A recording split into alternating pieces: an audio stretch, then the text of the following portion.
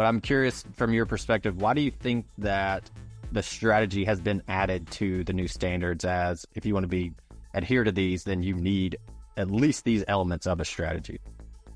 Well, I think the better question is, why wasn't it always there? This episode is brought to you by Greenskies Analytics, an audit analytics service provider that works with internal audit departments that have data analysts and are still frustrated with trying to make analytics actually work, aren't getting the expected ROI, who can't break through the communication barrier between the analysts and the audit team, and those that need experienced direction through an audit analytics strategy and process. Those that feel like they've wasted time and money on trainings, aren't getting the value they want, not prioritizing the highest risk areas for the organizations, or have projects that seemingly never get completed. Do you deal with any of that? If you do, go to the show notes of this episode and click the Greenskies Analytics link, or go to greenskiesanalytics.com to schedule a call and understand how Greenskies Analytics makes analytics actually work for internal audit. Hello, everybody. Welcome to another episode of the Audit Podcast. I'm your host, Trent Russell, and today on the show we have Richard Chambers. For those who don't know, Richard is the former president and CEO of the IIA and current senior internal audit advisor to AuditBoard. And with the new standards that came out from the IIA, there's this call to have a strategy for internal audit. There's been some debate, some hesitancy on should we even do that? Do we need to do it? And so we wanted to leverage Richard's 30 plus years of experience developing strategies for internal audit departments, developing strategies for the IIA when he was there, and really pick his brain and hopefully provide some tactical guidance on, hey, CAEs and internal auditors, this is a process that you can follow to a degree to build out your strategy, some things to look out for, some roadblocks, things like that. And Richard actually at one point pulls up his screen and shares just a one-pager PowerPoint slide showing a process that you can follow. He had updated it to match the verbiage from the IIA standard, so I thought that was very valuable, I think, for a lot of folks. So with that said, this whole episode again is about the strategy. If you want to see that deck that I'm talking about, if you go to the YouTube channel for the Audit Podcast, just search for the Audit Podcast and then Richard Chambers, and then scroll until you see the most recent one, and you'll be able to see that and listen and watch as we talk to that deck. Also, Richard mentions his latest book that just came out, I believe, the day before this recording. And so it is Agents of Change, Internal Auditors in the Era of Permacrisis. We discuss it briefly on the show, and then we also have it linked in the show notes. So scroll down to the show notes, look for the link, click it. All right, here we go. What's in your internet browsing or your ChatGPT history of late? Well, that's a good question. Actually, I've been doing a couple of things. I'm working on pulling some training together on audit committee effectiveness for audit committee of a major financial services organization. So I've been out there looking at what's the latest thinking, what's the latest guidance around audit committee best practices, and what should audit committees be focusing on to be successful in the year ahead. So that's going to be I was working on that a good bit yesterday, so there's a good bit of that in my browsing history. And I'll tell you what I've been using ChatGPT a lot for lately is as I get ready to pull a presentation together or clean it up or update it, I'm using ChatGPT to help me with my graphics, with my images. I've been a longtime subscriber to a couple of these imaging or images companies with the photos and all, and I'm very close to canceling those subscriptions because I can never get anything from them that is as closely aligned with my vision of what that slide needs to show as I can ChatGPT. And the thing with ChatGPT, it's amazingly patient because I can give it 5 different commands to, well, how about if you make the group more diverse? How about if you include some more people who are maybe younger and older? Or how about if you include a different background? It never talks back. It just does it, and it's great. So I use it a lot for writing scripts and analytics. And so to me, I've always told people in that context, it's like having a developer sit there right beside you. And so I'm constantly, nope, that's wrong. Do it this way. Yep, that's right. Thanks. That's good. update this, no, wrong field, whatever, to the point where I feel bad. It's almost like there is a person and I feel bad going, you did it wrong, do it again. You did it wrong, do it again. I feel guilty that I keep asking it so many times, but I think that's the scary part about how quickly we begin to think of the AI as another person, as a human. It's happening fast. I was in a meeting last week in New York, and an expert in the field was talking, and he said he thinks that the AI revolution is going to be more impactful than the invention of electricity. Got it. Wow. Okay. That was quite a powerful statement. I've heard some claims. That's the probably the biggest one I've heard so far. But yeah, I would say right now I don't necessarily disagree, especially if it's coming from someone that's an expert in that field. Yeah. On the AC effectiveness thing, real quick, could we expect or should we expect a blog or something like that? So for the people that aren't part of the group that you're speaking to, we could get a little piece of that. Well, certainly, as I stumble across some things, I'm finding that there was a major piece that just came out last month, and I'm not going to tip too much away on it just yet, but it actually talks about what audit committees are focused on for internal audit in the year ahead, and it caught me by surprise a little bit. So yeah, I'll probably be blogging about that in the near future. All right, so the big topic for today is strategies, specifically within internal audit. It'd be weird if it was something else, considering this is the audit podcast, but I've heard more conversation around this of late, and I think it's because of the new standards calling for that to some degree, mission, vision, things like that, strategic objectives. And so it's still not, in my opinion, a full-blown strategy, but aspects of it. But I'm curious, from your perspective, why do you think that the strategy has been added to the new standards, as if you want to adhere to these, then you need at least these elements of a strategy? Well, I think the better question is, why wasn't it always there? I say that, full disclosure, having led the IIA for more than a decade, I mean, I should have made sure it got in there a lot sooner than it did. But look, it's never too late to correct an oversight or to address a really critical need for the profession. Ours is a profession that has really made its mark in terms of tactical excellence. We're really good at systematic and analytical analysis. In fact, it was actually in our definition until recently. It was almost like we were proud of the fact that we were so tactical. And yet, at the end of the day, tactics are simply a means by which you achieve a strategy. And so if we don't know where we're going, any turn would get us there, as the old expression goes. So I think we needed always to be thinking strategically. I have been developing strategic plans for internal audit of functions for more than 30 years, longer than most people in our profession have even been in a profession. I found it to be an excellent way to get everybody on the same page. As the CAE, I would come into the organization, I would pull the team together, and we would very collaboratively create a strategic plan, which is really, I think, was analogous. At the time, I called it a roadmap. Now I refer to it more like having a GPS, to really come to agreement on where are we going, what's the destination for this organization, and what does success look like for our internal audit function, and how are we going to do that together? So to me, you need a strategic plan if you want everybody to be on the same page and how you get there. Okay.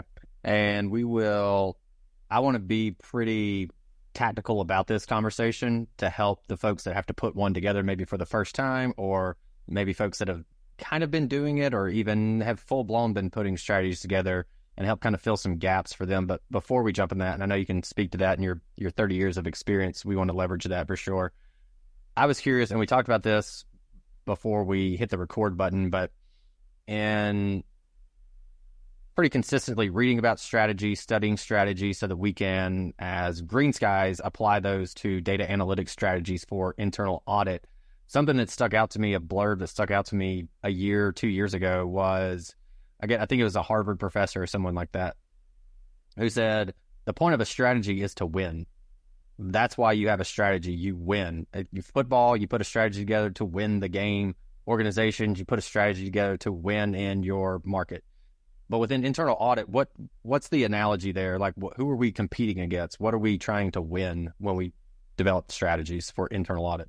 Well, I think we're competing against the alternative, which is failing, which is not succeeding, which is not achieving our purpose, which is ultimately not protecting or creating value for the organizations we serve. To me, if I think about as an internal auditor, or if I think about as a chief audit executive when I led organizations, or even a CEO later when I led the IIA all those years, when I think about what success looks like, it's really about achieving a vision that recognizes or incorporates what our mission is and what our purpose is, but it talks about how well we want it, right?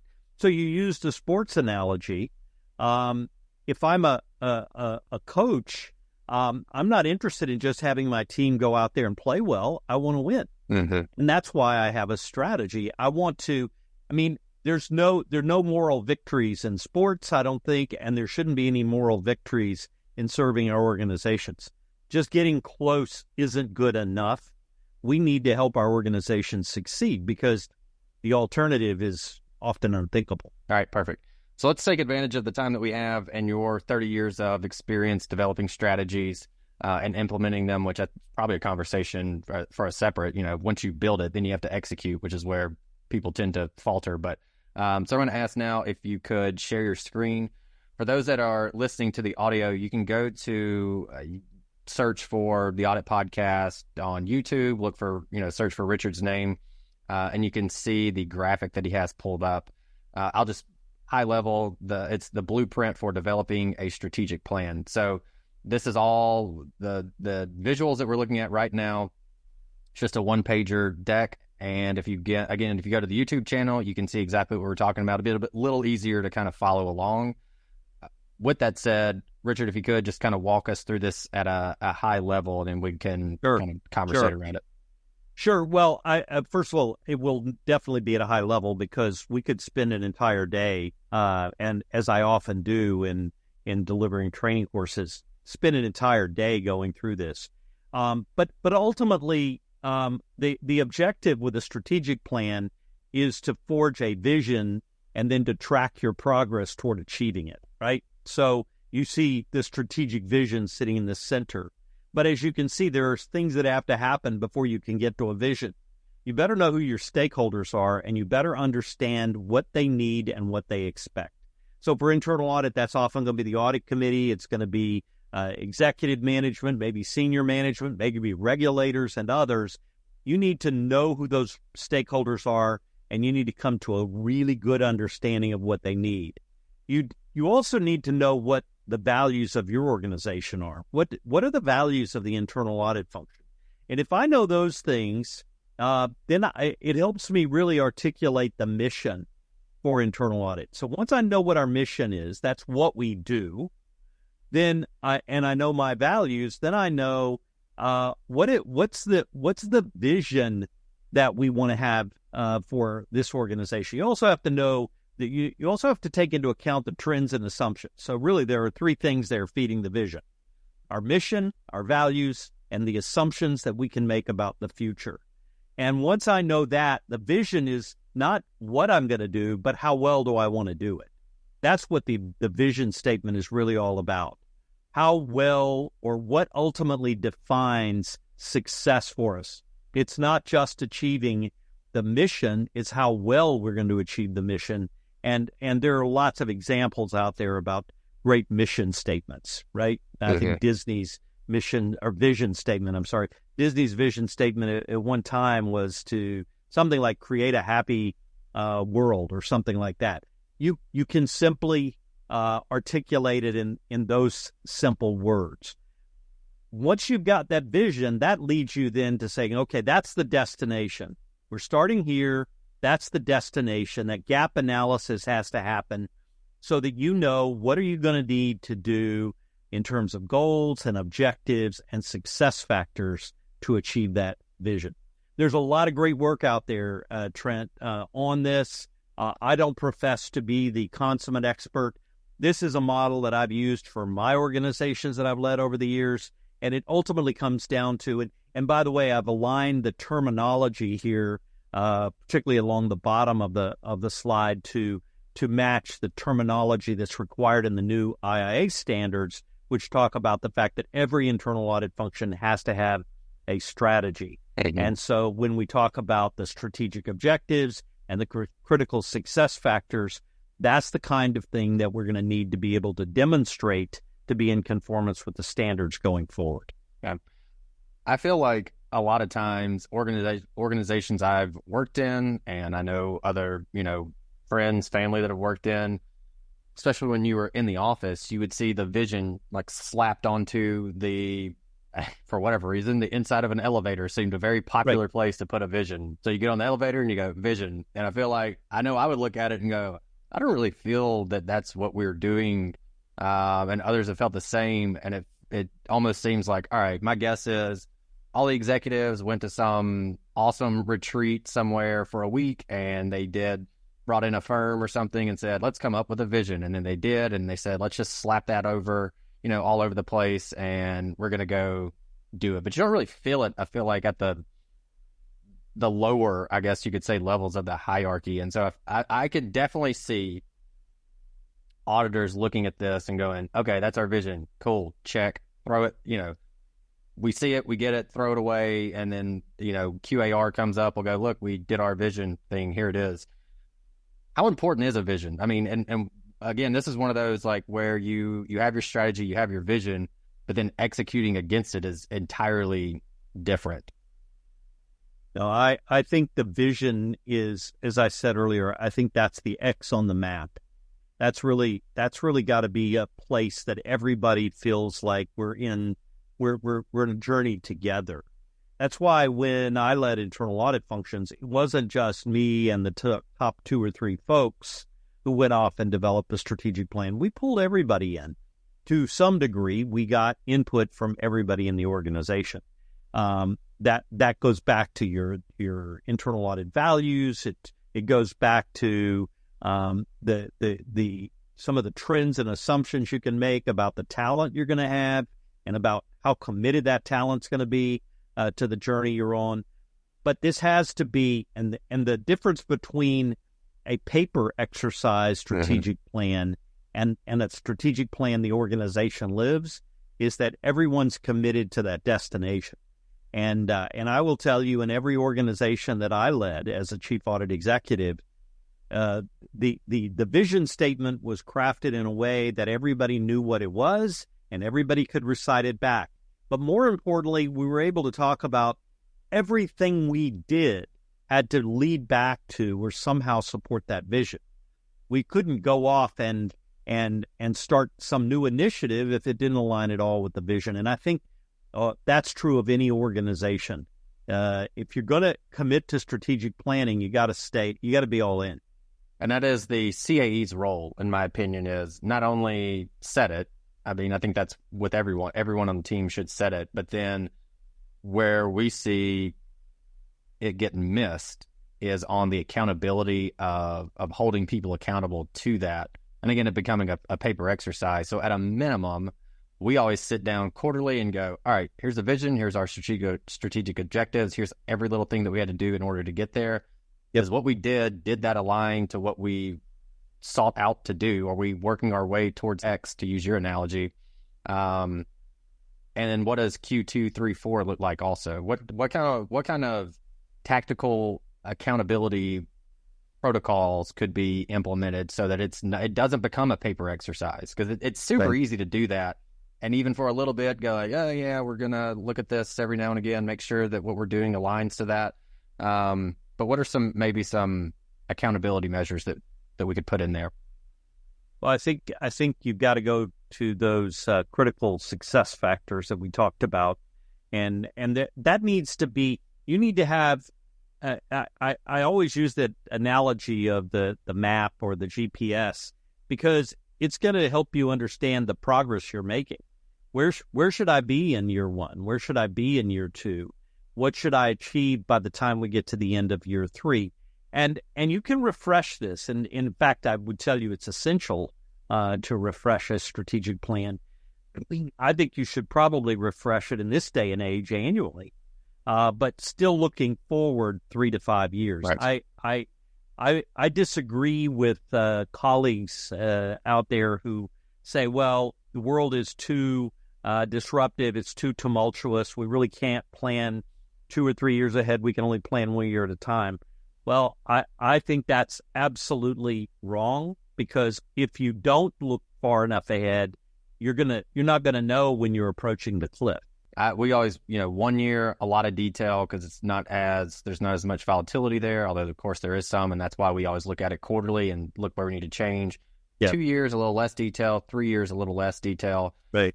And I was just telling someone this morning, if you get to year 2 and nothing has changed with the strategy, you probably did something wrong, especially year 3. It shouldn't be.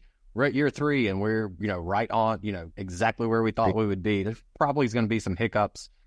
I mean, COVID, AI, that's going to throw things off. And those are just examples in the past 4 years. The one thing about the 2020s, every year has brought us new surprises. There's been elements of disruption no one saw coming, sometimes even a month before, right? Whether we're talking about some of these geopolitical conflicts or some of the other things that are happening.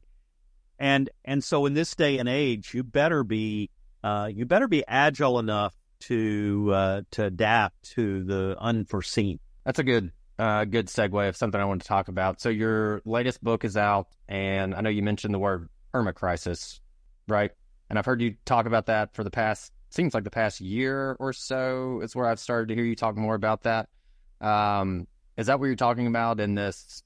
Since 2020, there's been something. My new book. Yep, there we go. Hey, there it is. Agents of Change, Internal Auditors in the Era of Permacrisis. Nailed it. Well, those who follow me and who have read my other books know that I wrote a book we published it a little over 3 years ago on Agents of Change. And it was one that I authored or co-authored with a partner during the dark months of COVID.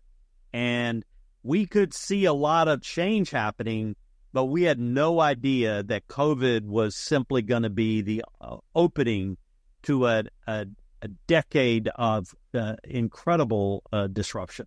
And so what I felt like needed to happen is that I needed to go back to that book and sort of update it to account for some of the things we've learned. Because if you're going to be a change agent, there's no better place and time to do it than in an era of just continuous change. Yeah. So permacrisis is a combination of two words, permanent and crisis, and the world does seem to be in a permanent state of crisis, as we have every few months some new unforeseen emerging risk suddenly emerges and disrupts everything we thought we knew. And so I think there are some great lessons in that for internal auditors. We talk in the new book about AI and the potential that it offers, the need to be agile in terms of how you operate an internal audit function. And we also talk about the fact that organizational cultures can be great enablers or great impediments to internal auditors as change agents. So there's several new areas that we dive into in the book. But if your listeners didn't get a chance to read the first edition, I certainly hope they pick up this one. Yeah, and we'll put a link to that in the show notes. So for those that are listening, open the show notes, click the link. It'll take you to it. You can purchase it there. I did want to ask one more strategic question based on the slide that you showed, and you referenced it a minute ago, critical success factors. Is there a difference between that and KPIs? No, I think it's partly terminology. KPIs, I think, tend to be probably a little more metric-driven, whereas success factors don't necessarily have to be measurable in the same sense that a KPI does. But you certainly need to be able to describe what success looks like, and perhaps it's even a better way for us to be measuring internal audit performance than KPIs or the output-based metrics that we've traditionally embraced. Okay. A lot of audit departments love to tell you how many audits they issued last year, how many findings, how many recommendations. but then ask them, well, what difference did you make in the organization? Describe to me the outcome of your work. Then that's when there's the deer in the headlights look like, oh, well, I don't know how to describe that. I'm hoping that critical success factor is going to be a little more outcome oriented. Depending on when we publish this episode, Dave Malcolm, we recorded it recently. He was at Accenture and thought leader, all that kind of good stuff. And we went into a little bit more detail on that specifically. So if anybody's interested in that, it's either going to be coming out next week or the week after this episode, or it's already come out. But so check that one out. All right, so most internal auditors, probably even CAEs, aren't strategists. This is a new thing for them. What general advice do you have for those that are putting one together? Well, again, my first and foremost piece of advice is to make it collaborative. There's a temptation for one or two people to sit in a corner office and prepare a strategic plan and send it out to everybody. Those are the strategic plans that I feel are almost inevitably doomed to fail or not to be as successful. So I think that my first piece of advice here is to collaborate and pull together all of the team that you have as part of as a CAE. The other thing, I know there are some in our profession who are still very skeptical about this. They feel like that this is just kind of window dressing. It's a waste of time. It's not what we excel at. These are folks that I often feel have been successful, have achieved a degree of success in leading an internal audit function, and what I worry about is that there's a sort of an element of complacency in their desire to not go forward and think and plan strategically, and as I wrote recently, complacency is not a strategy. There are a lot of things that you can do wrong in strategic planning, but there's nothing that is almost more certain to lead you to the wrong place than to say, well, we're successful, we're not going to do anything different, this has worked and it will continue to work, because guess what? It will not. Inevitably, you're going to have different stakeholders, different environment, different climate, different risks, and you're not going to be ready for it. So I think this is what you got to do. I don't think we need to go full detail on the Blockbuster versus Netflix and which one was, there's complacency there and how that could turn out. So I think that's good. So overall, be sure to collaborate. Be sure not to be complacent. I think those are really good takeaways, but for me, and for the audience. But I want to give you the floor now. What do you want to leave the audience with? Well, we have a great opportunity, I think, as a profession. We're coming up on Internal Audit Awareness Month. There'll be a lot of talk about internal audit and what it can do and what it's capable of doing. But I think we should be willing to challenge ourselves, right? We should be out there telling the world what we can do, but we should be also reminding ourselves what we should do, because sometimes they may be different, right? And so I think great opportunity, great time to be thinking this way and having this discussion, and I just appreciate you having me on. Hey everyone, thank you very much for listening to this episode of the Audit Podcast. Whatever platform you're listening on right now, I'm sure there's a subscribe button somewhere, so please hit the subscribe button there. If you're listening through iTunes or Spotify, feel free to go give us that 5-star rating. It only took me about 16 seconds to give myself a 5-star review, and it really helps to get future guests to come on the show, so we'd really appreciate that. Lastly, be sure to check out the show notes and follow us on all our social media channels on Instagram, on LinkedIn, and on TikTok. Also, if interested, please sign up for our weekly newsletter from the Audit Podcast. Thank you all. Have a great one.